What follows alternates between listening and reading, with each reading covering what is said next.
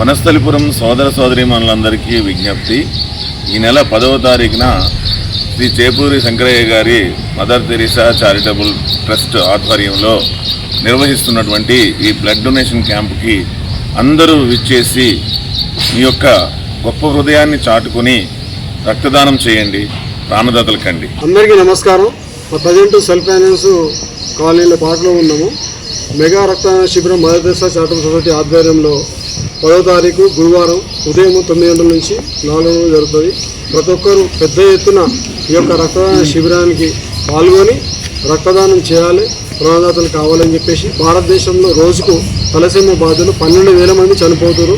మరి వాళ్ళని చనిపోవడానికి కారణం ఏంటంటే తలసేమ బాధితులు ఎక్కువ అవుతుంది. కాబట్టి యాక్సిడెంట్ల ద్వారా కూడా అనేక రక్తం కావాలి. అలాగే ఆపరేషన్ కూడా జరుగుతున్నాయి.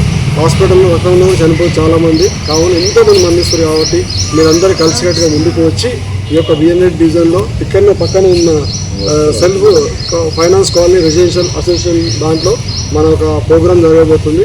ప్రతి ఒక్కరు రావాలని మీ యొక్క సామాజిక కార్యకర్త చేపూరి శంకర్, మా యొక్క యోగా టీం సభ్యులు మన ఆర్కే గారు, మైపాలెడ్డి అన్న, విజయ అన్న, సుధాకర్ అన్న, రాఘవేంద్ర అన్న, మైపాల్ రెడ్డి లేడు, సీనన్న, హలో మైపాల్ రెడ్డి, మోహన్ రెడ్డి,